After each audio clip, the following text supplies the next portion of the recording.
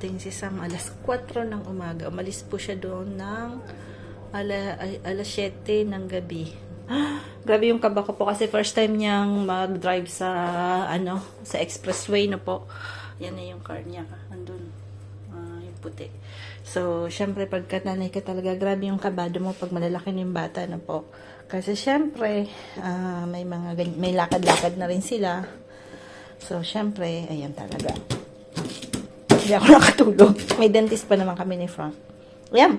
Ito pala, ano po yung kamote. Lalagay natin ulit sa sinaing. Ayan. Pag nakita to ni nanay, mag-eat siya. Joke. Uy! Ay, Diyos ko.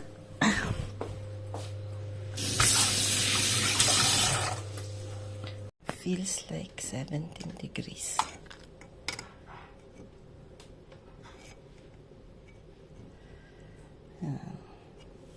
Pag umaga po, kasi ginagamit namin yung chimney. Pagising mo, talagang malamig. Pero sa taas po hindi.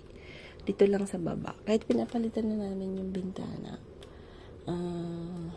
siguro kailangan namin palitan yung mga doors, yung front door. Kasi yung front door na yon is massive na wood, pero hindi siya yung talagang hindi siya ng warm na po. Medyo may bumabagtas na lamig sa liguro. Kaya gano'n. Ayan, pero mabilis lang yan. Mabilis lang po yan, na uminit. Di po ako nakapag-vlog ng medyo 2 araw yata.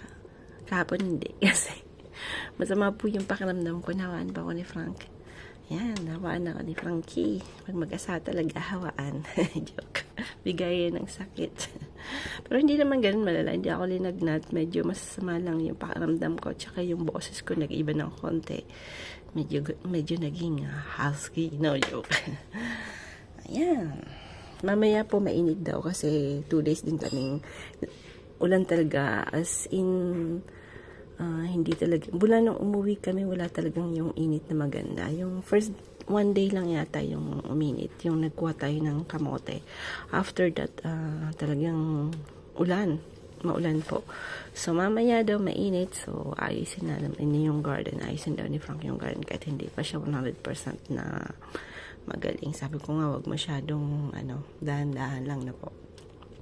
Kasi magki-Christmas at mag-New Year po kami kasama si Mom and Dad. Yeah, tapos yung apartment ni Sam kailangan naming ibalik ulit sa may-ari. Yon. So kailangan namin mag-pass by ulit doon sa Britain, sa Britain, sa fest namin po. So ayan. Abangan niyo po yung medyo adventure namin this Christmas holiday. Then after, Philippines na po tayo. Yan, 2 months yan. Linisan ni Frankie sa sakit ni Sam. Ha? Usa?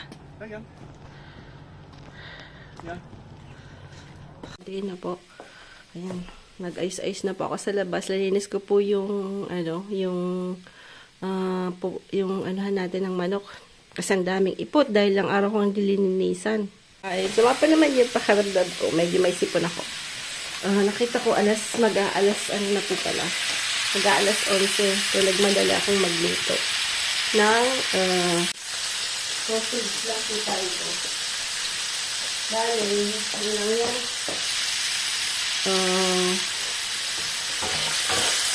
Hiniwa ko lang po yung sausage ko dito. Hindi matamis, Hindi siya matamis. Lagyan ko lang siya ng carrot saka tomato sauce na po.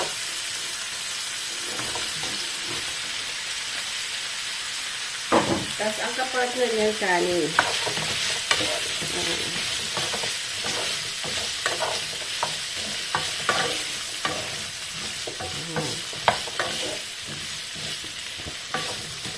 Sa olive oil ko po sa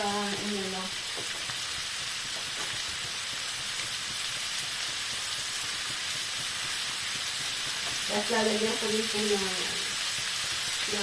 fresh tomato.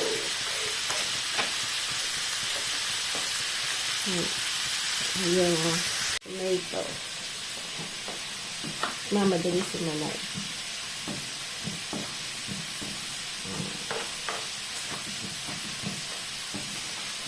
Ayan lang po to. Madali ang luto. Nandito pa rin ang si Sam. Tapos lalagyan natin ng bell pepper. Ayan po yung bell pepper natin. Para mabango. Ayan. May parang natira. Kunin na rin natin. Mamaya, punta tayo doon. Ayan. Balik tayo dito ulit. Yan, magulo ang camera.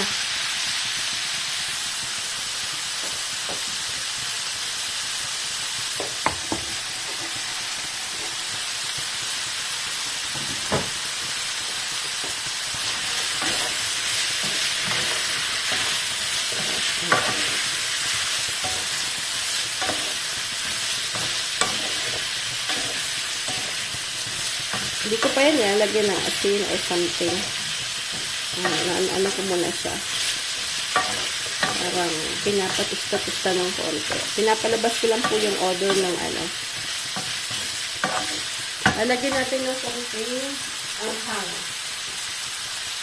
Pero konti lang kasi ito masyado na ang hang. Yan. Wala.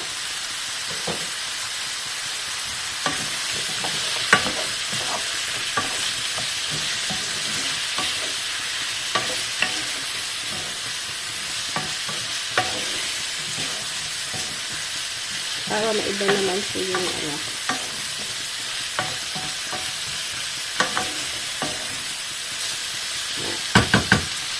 So, side lang natin yan. Diba mo na? Nalabas na yung ano na kasarapan. Sarap kasi medyo grid-grid yung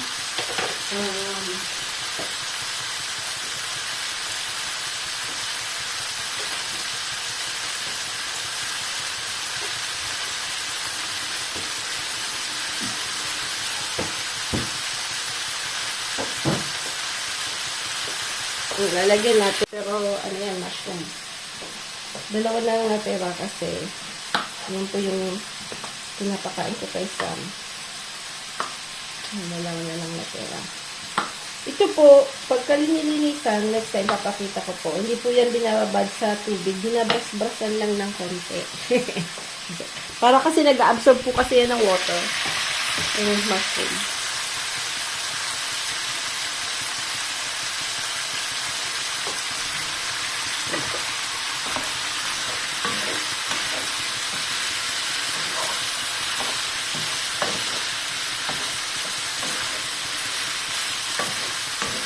Mahilig siya sa mushroom. Ayan. So, lalagyan na natin yung tomato sauce.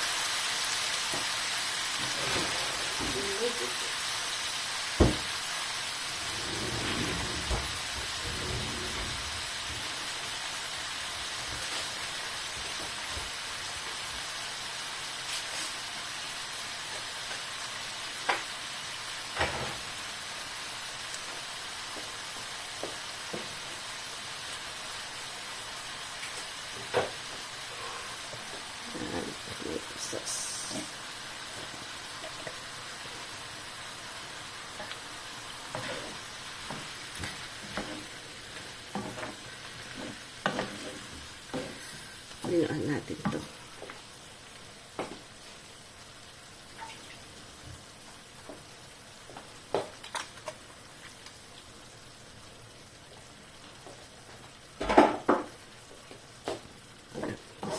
Side lang natin siya.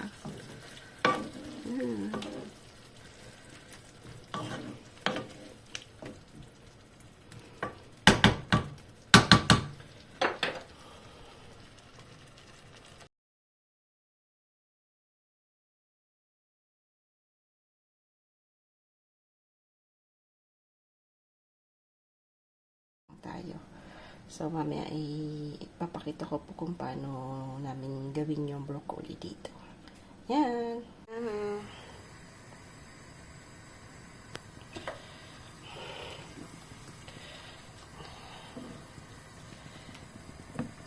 Dapat ilang ano lang po yan. Mga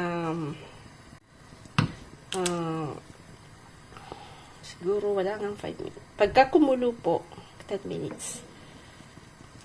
Hindi ko kasi na ano. Kasi dapat ano pa siya, fresh na po, hindi masyadong luto. Kung Chinese sausage, no, sa Shanghai. Kailangan ko nga palang sabihan Sosh na bumili para dalang kay Lola. Pag uwi niya po, no, kasi uuwi din po siya sa Pinas. Pag uwi po kami darating po kami doon ng 14, si Osh 16. Ayan.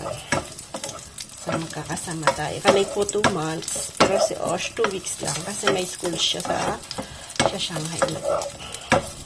Babalik po siya ng France ng end ng June. So, siguro mga first week ng July. Yan. So, ano lang. Pinatay ko na po. Pinatay na natin. Tapos, lalagyan lang natin ng chicken cubes. Ganda kasi ng chicken cube. Malasa siya. Kunti lang yung nilagay ko. Lasang konti.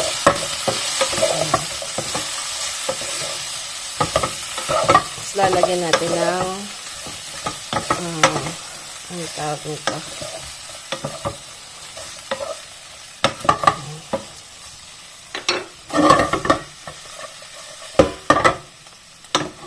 Kung magugustuhan ni Frankie. Kung kasi siya may sa sausage. Yung sausage na hindi niya gusto masyado. Kasi syempre, kasi preservative. Hindi siya sa hindi preservative. Naterte rin yan. Pero pag pinakain niya ng mga isda, na ganyan lang, adobong, gusto niya pa yun kasi fresh. Pero yung mga cured na meat, hindi niya masyadong gusto ni Frank. Yung mga ham, hindi niya masyadong gusto. Kasi pangit naman talaga pag abusuhin yung mga ganyan. Dahil ay pangit sa katawan. Natin sa manok na po. Lagyan ko po siya ng cheese kasi kulang po sila sa calcium, 'di ba po nung dumating kami galing Shanghai. May nabasag yung itlog, hindi po matigas yung yung eggshell. So pag ganyan po pala kailangan nila ng calcium. Isa lang naman lagi yung pinangalanan namin na Wally, siya po yung may ganyan. So, pero ngayon, okay na. Mula nung trinit ko sila, yan, okay na yung mga itlog nila. Dilim dito